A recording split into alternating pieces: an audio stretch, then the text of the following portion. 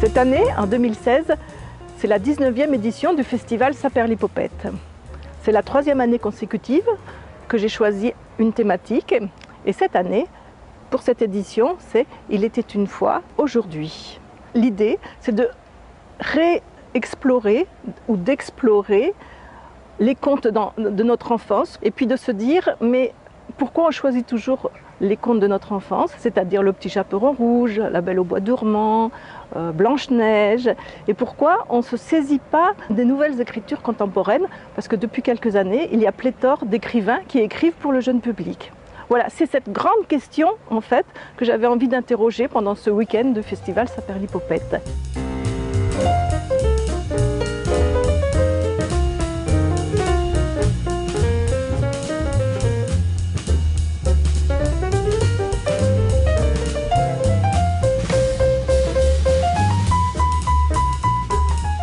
Effectivement, il va y avoir beaucoup de spectacles qui vont avoir trait au conte. Donc il y aura Blanche-Neige et moi, Les Trois Petits Cochons, Le Petit Chaperon raide, pas rouge, mais raide. Voilà. Mais il y a aussi d'autres disciplines du spectacle vivant, notamment le cirque, avec Titi Tombe et Titi Tombe pas. Vous aurez aussi, en clôture de la journée, Roue libre. C'est un spectacle créé par les nouveau-nés et qui propose du monocycle, du cycle. Le vélo sera à l'honneur. Nous avons aussi des spectacles pour les tout petits à partir de 2 ans. Et là, c'est vrai que c'était difficile d'avoir des spectacles sur la thématique du conte. Alors j'ai choisi des spectacles qui racontaient des petites histoires. Voilà, donc il y a plusieurs possibilités de rentrer dans ce festival, avec donc 19 compagnies qui vont venir sur le week-end. Donc ça donne des spectacles à partir de 12h30 jusqu'à 18h30. Vous avez le samedi et le dimanche.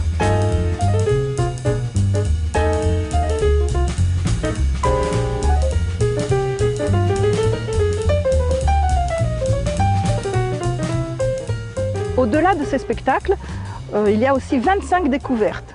Alors, qu'est-ce que sont les découvertes?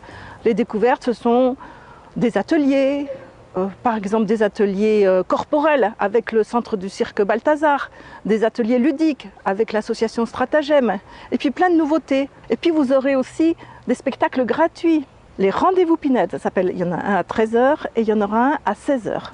À 13h, on va retrouver une comédienne qui est venue l'année dernière et qui était incontournable cette année, puisqu'elle va nous conter l'histoire de Cendrillon. Cendrillon mène le bal. Et puis à 16h, nous aurons un bal. C'est la première fois qu'on fait un bal aux accents occitans.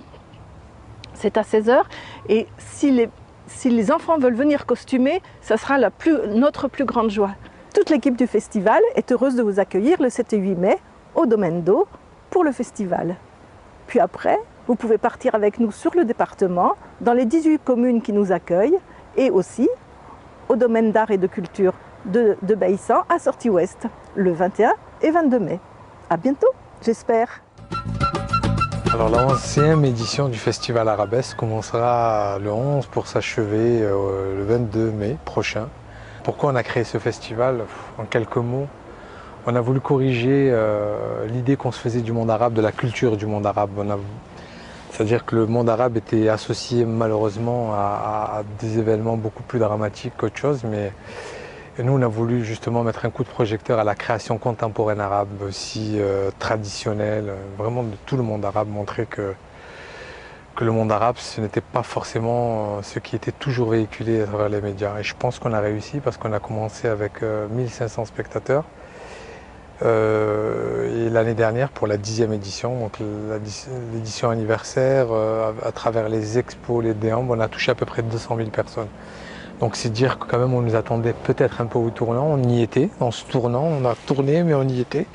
Et que c'était un festival extraordinaire, donc a été créé il y a plus de 10 ans. L'idée est plus ancienne, mais aujourd'hui, voilà, on est là, on prépare la 11e édition. Consacré à l'Orient merveilleux cette année. Donc on va parler de l'héritage arabo-andalou. On va parler aussi Il y a tout un parcours des maisons de la sagesse qu'il y a dans certains pays arabes. On va partir de Damas pour finir à Cordoue.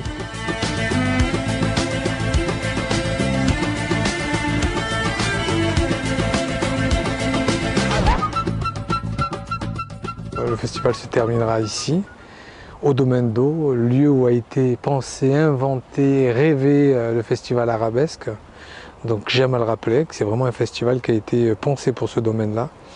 Et on a tous à cœur, toute mon équipe et moi, de venir proposer encore une nouvelle édition qui fera retentir un petit peu les vraies valeurs du vivre ensemble, le travail de mixité que nous faisons toute l'année à travers Unisson, à travers une grande programmation de qualité.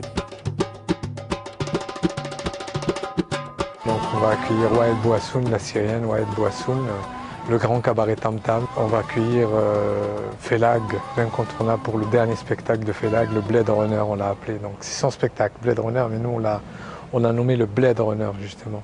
Indy Zara qui va nous livrer son dernier album qu'elle a sorti il y a quelques mois. Et quelques découvertes aussi, l'Egyptian Project, le nouveau projet d'Egyptian Project qu'on retrouvera aussi ici. Mais quelques surprises parce qu'on relance aussi le chapiteau dans la Pinède avec quelques concerts, quelques spectacles, quelques joutes comté improvisées. Donc ça, il faut donner envie aux gens de venir. Donc il y a aussi quelques surprises qu'on n'a pas forcément mis sur le programme. Et il ne faut pas oublier qu'on aura un concert assez exceptionnel à l'Opéra Comédie avec le grand maître Briwell de la musique arabo-andalouse, donc grand maître Fassi, donc de la musique andalouse à l'opéra, donc 10 musiciens qui vont nous raconter l'histoire de la musique arabo-andalouse. Donc je vous donne rendez-vous du 11 au 22 mai pour vous parler de l'Orient merveilleux, l'héritage arabo-andalou de Damas à Cordoue. Rendez-vous.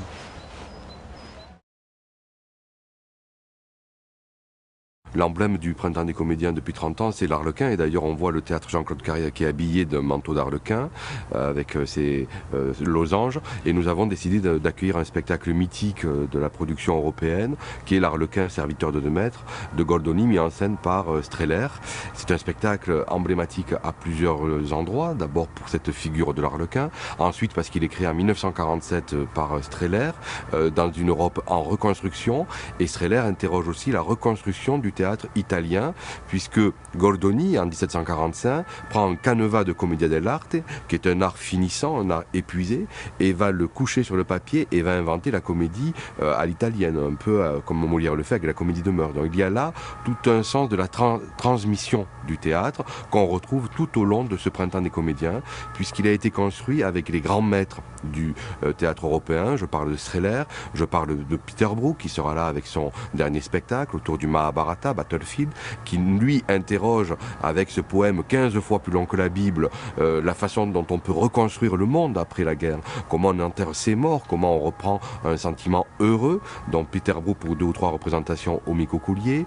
Il y aura aussi dans les grands maîtres Georges Lavaudan, et puis 2 spectacles qui allient technologie, bricolage, sans jamais péjorer l'émotion de l'acteur au plateau. La première en France, très attendue, de cet immense artiste anglais, Simon McBurney, et l'autre création en France qui allie technologie et bricolage de génie, c'est la venue de Jaco van Dormel et accompagné de Michel Andemé, la chorégraphe, qui avait réjoui avec son Kiss and Cry, qui a depuis fait le tour du monde et qui revient avec sa nouvelle création que nous avons accompagnée là aussi, qui est Cold Blood, qui poursuit l'aventure de la nanodance, du filmé en direct, des spectacles qui rendent hommage aussi, on parlait des 30 ans, au travail de mon prédécesseur, Daniel Bedos, puisque j'ai demandé à Yann Bourgeois, qui vient de triompher à l'Opéra Comédie avec son dernier spectacle, de créer dans le parc une déambulation. Yann Bourgeois va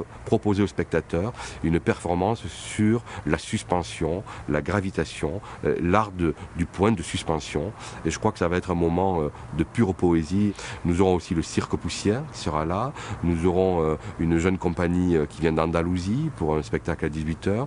Et puis un spectacle proposé par nos partenaires du Cirque École Balthazar, qui nous ont, en plus du spectacle de fin d'année qui sera là présent, comme d'ailleurs nos amis de l'autre théâtre, Ils nous ont proposé d'accueillir un spectacle de cirque qui s'appelle Chute pour ouvrir ces journées du spectateur, puisque nous aimons ici à accueillir les spectateurs dès 18h, première mise en bouche, et puis aller jusqu'à 22h pour les très grands formats. Et puis, pour fêter ces 30 ans, revenir aux sources du printemps. Des comédiens comme Gérard Sommade en 1987 l'avaient imaginé. Et nous revenons aux origines du printemps avec la décentralisation. Et le président Mesquida a souhaité que, dans un souci d'équité territoriale, le printemps irrigue le territoire. Et nous allons non pas jouer une fois un spectacle dans l'Hérault, mais nous allons implanter sur le second domaine d'art et de culture du département, au domaine de Baïssan, en proche banlieue de Béziers, le théâtre équestre de Zingaro. C'est un événement, exclusivité dans tout le Grand Sud, avec, on achève bien les Anges, donc 22 représentations du 11 juin au 10 juillet à Béziers. Et il faut absolument voir ce spectacle, absolument redonner par là même le désir de découvrir cette ville extraordinaire qu'est Béziers et qui mérite bien mieux que l'image qu'elle a aujourd'hui.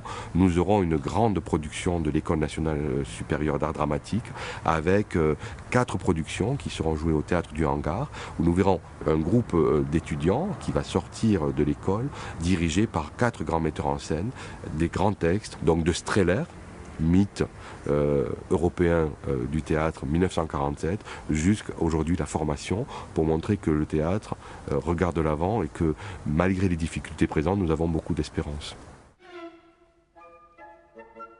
Le concept Folido, c'est un concept qui fête son 10e anniversaire cette année.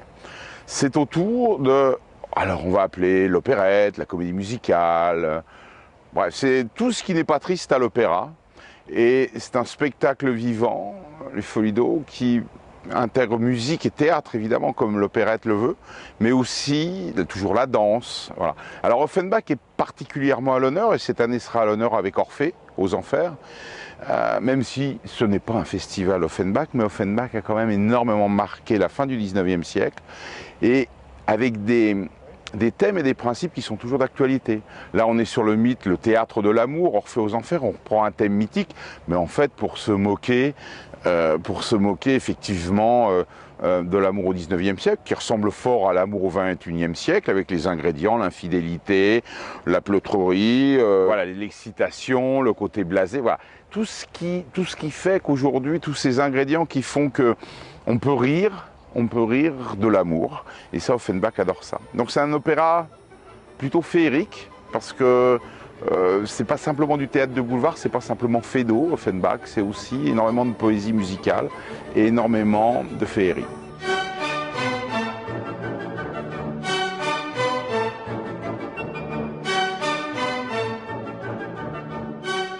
Alors je dirige tous les ans cet ouvrage. Cette année c'est un renouveau, on revient au début des Folido avec l'Orchestre national de Montpellier, toujours les chœurs de l'Opéra national de Montpellier, donc voilà, ce sont des musiciens que je connais depuis très longtemps, avec qui nous avons une certaine complicité dans ce répertoire, mais comme dans toute la musique, et ça nous permet effectivement de pouvoir interpréter cet ouvrage et d'aller un peu plus loin que d'habitude. Pour la mise en scène, c'est Ted Hoffman, c'est un metteur en scène américain, donc le regard d'un Américain sur ce Paris du 19e siècle, de la fin du 19e, et avec donc une interprétation tout à fait étonnante en termes de décor, en termes de costumes, et une interprétation tout à fait nouvelle, voilà, de ce grand thème d'Orphée. Alors il y a d'abord Sébastien Droit qui tient le rôle titre. Vous savez, distribuer l'opérette, c'est pas forcément donner les rôles à des chanteurs dits aussi ciblés opérette. Certains ont fait des très grandes carrières dans le baroque, d'autres sont plus mozartiens, d'autres sont plus rossiniens. Mais comme finalement Offenbach se moque de Rossini, de Mozart, on l'appelait bien le Mozart des Champs-Élysées, hein, donc se moque de tout ce répertoire-là, je trouve que les acteurs doivent être à même de chanter le répertoire initial. C'est-à-dire qu'ils se retrouvent dans l'opéra bouffe, on peut appeler ça aussi l'opéra bouffe, hein, l'opéra buffa en italien, et on se retrouve voilà, avec des chanteurs, alors que je connais, mais d'autres arrivent, Sébastien Droit, c'est la première fois que nous l'avons au festival, voilà, aussi toujours varié, refaire venir des gens que nous connaissons, mais c'est toujours aussi ouvrir l'esprit, mais sachant que ce sont avant tout des interprètes de ces rôles qu'ils vont donner. Les représentations auront lieu le samedi 2 juillet, le dimanche 3 juillet, le mardi 5 juillet à 21h30, au coucher du soleil, tout près de ces oliviers magnifiques, dans l'amphithéâtre du Domaine d'Eau qui, j'aime à le rappeler, est quand même un amphithéâtre extraordinaire avec cette fosse d'orchestre qui permet au public d'être à la fois, de bénéficier de la qualité, j'allais dire, d'une maison d'opéra, une qualité acoustique, mais surtout d'être près du plateau, d'être en hauteur et près du plateau et de ne pas avoir cette impression de ce mur qu'il y a entre la scène et le public. Et ça, l'amphithéâtre du Domaine d'Eau, pour ça, merveilleux. Donc rendez-vous en juillet. Le jazz, c'est depuis les origines un ingrédient indispensable du Festival Radio France et Montpellier, Languedoc-Roussillon, Midi-Pyrénées. Cette année encore, on vous propose du 17 au 26 juillet 9 soirées exceptionnelles, 9 soirées entièrement gratuites, 9 soirées placées sous le signe de la convivialité et de la découverte. Alors la découverte, ça va être d'abord la découverte des jeunes talents issus de la classe de jazz du Conservatoire à rayonnement régional pour les avant-concerts tous les soirs à 20h30 dans la Pinède. Et puis ce sera bien sûr 9 concerts à 22h à l'amphithéâtre du Domaine d'Eau. L'un des fils rouges du festival dans son ensemble cette année, c'est le Voyage d'Orient. Donc très naturellement, on a inscrit 2 concerts dans cette thématique. Donc d'une part, le 18 juillet, on aura le Golan Sextet, un ensemble de formidables musiciens arabes qui viennent de tout le bassin méditerranéen, fédérés autour du contrebassiste Hubert Dupont. Et puis le 22 juillet, on partira encore plus loin jusqu'au Japon avec le groupe de Michel Benita, Etix, qui comprend notamment la joueuse de koto Mieko Miyazaki. À l'opposé de ce voyage d'Orient, on ira dans la direction inverse, vers les Caraïbes, avec le 21 juillet Miguel Zenon et son quartet, qui est un formidable artiste qui réinvente les rythmes de Porto Rico à travers le jazz moderne new-yorkais. Et puis, le 26 juillet, ce sera un samedi soir, le formidable quintet du pianiste martiniquais Mario Canonge et du contrebassiste marseillais Michel Zenino. Ils ont réuni autour d'eux un formidable groupe de musiciens qui viennent de toutes les Amériques, Cuba, Antilles, États-Unis. Ça promet vraiment d'être une grande soirée. Autre point fort de la programmation, on aura le plaisir et l'honneur cette année d'avoir 2 des plus grands pianistes de la jeune scène actuelle. Dan Tepfer, tout d'abord, un franco-américain qui a fait quasiment ses débuts ici au Festival Radio France en 2007. Là, il nous revient pour un programme carte blanche qui promet de nous projeter dans le futur avec notamment un piano en partie piloté par ordinateur. Et puis, on aura aussi, et il est très rare en France, un grand pianiste allemand, Michael Volny. En Allemagne, c'est une véritable star. En France, il est encore à découvrir. C'est un artiste qui a un véritable univers, très onirique, avec des références, je dirais, qui peuvent aller de Robert Schumann jusqu'à David Lynch. Également au programme, le trio Fox, emmené par le guitariste Pierre Perchaud. C'est une musique pleine de lyrisme, pleine de poésie, une musique des grands espaces, vraiment un groupe à découvrir. Et puis 2 dates en ouverture et en clôture qui s'ancrent, disons, dans le Grand Sud-Ouest. Tout d'abord en ouverture, le dimanche 17 juillet, on aura cet incroyable artiste qui est André Mainviel, une sorte de troubadour gascon, scatter, rappeur, rimailleur. Il sera accompagné d'un formidable pianiste, Jean-Marie Machado, pour un duo qui est à ce jour complètement inédit. Enfin, on aura le plaisir de clôturer cette programmation avec un formidable groupe toulousain, Pulcinella, un groupe complètement déjanté, quelque part entre jazz, énergie rock, basse-tringue, bal. Ce sera, je pense, la conclusion idéale pour ces 9 soirées. Donc vous l'aurez compris, au Domaine d'Eau du 17 au 26 juillet, ce sera véritablement le jazz d'aujourd'hui dans tous ses états.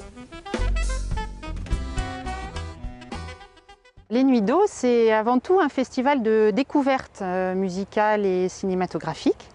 Donc on accueille des gens qui ne sont pas forcément connus du grand public et des films qui n'ont pas eu forcément une grosse audience médiatique.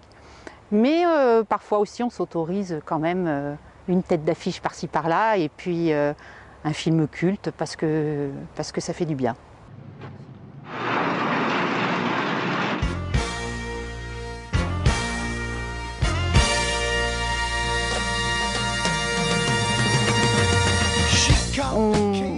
organise tout ça dans ce magnifique domaine d'eau. Il y a 3 scènes.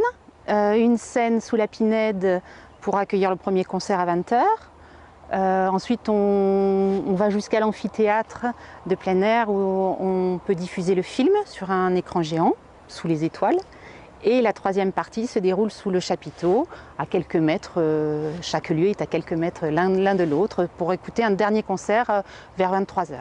On fait une thématique différente chaque soir, ça nous permet de à la fois baliser des champs artistiques très très différents, et puis d'avoir une homogénéité par soir, un concept par soir finalement, une ambiance particulière chaque soir.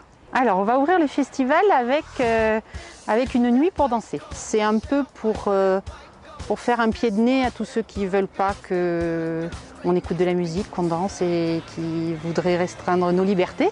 Donc voilà, on ouvre les festivals, les Nuits d'eau, on avait envie d'ouvrir le festival avec de la musique fort, de la belle musique, des tubes et puis danser comme des fous, voilà. On va enchaîner avec une nuit des filles.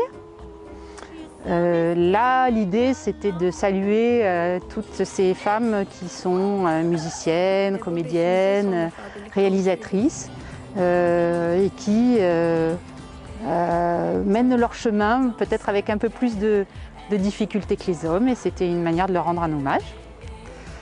La 3e nuit, ce sera la nuit Italie, parce que c'est un pays aux richesses inépuisables en matière de musique et de cinéma en tout cas, et qu'on pourrait en faire chaque année. Et cette année, on a encore, puisque c'est la 2e année qu'on fait une nuit Italie, on va présenter des artistes différents, mais c'est encore toujours un bonheur de redécouvrir les Italiens. La semaine d'après, la 4e nuit, ce sera une nuit sauvage. Tout simplement parce que on avait envie de faire venir en particulier l'artiste Rover et puis qu'on avait aussi envie de montrer le film Les Combattants et que l'un et l'autre ils se retrouvent très très bien autour de cet adjectif-là. La 5e nuit, ce sera une nuit Arménie. Ça nous tenait à cœur, on est très content d'avoir fait ça un peu plus l'année d'après des commémorations de la fin du génocide. C'est une manière exprès de faire reparler de ce pays qui est un pays magnifique, mal connu, qui est fort, qui est digne, qui a une histoire incroyable. Et voilà, c'était une manière de mettre un coup de projecteur particulièrement sur ce pays-là et qu'on continue d'en entendre parler, qu'on n'en entende pas parler uniquement quand il s'agit de commémorer cet ignoble génocide qui est le premier génocide au monde quand même. Alors la nuit First Class, c'est un peu l'idée d'avoir un feu d'artifice de fin de festival, voilà. Donc beaucoup d'images, beaucoup de sons, c'est la classe internationale quoi.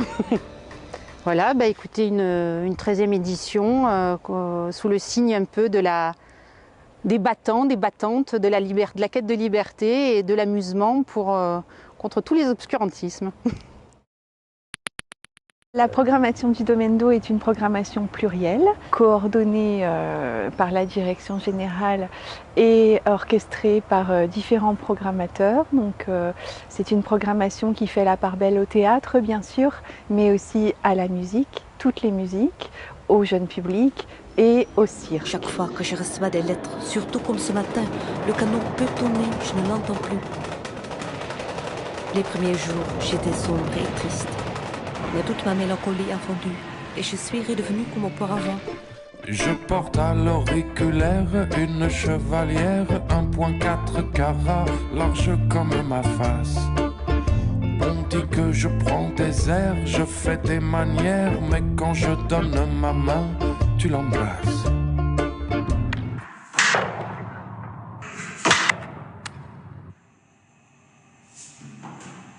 Cette programmation sur la saison d'hiver se décline dans tous les espaces du domaine et de fin septembre à avril.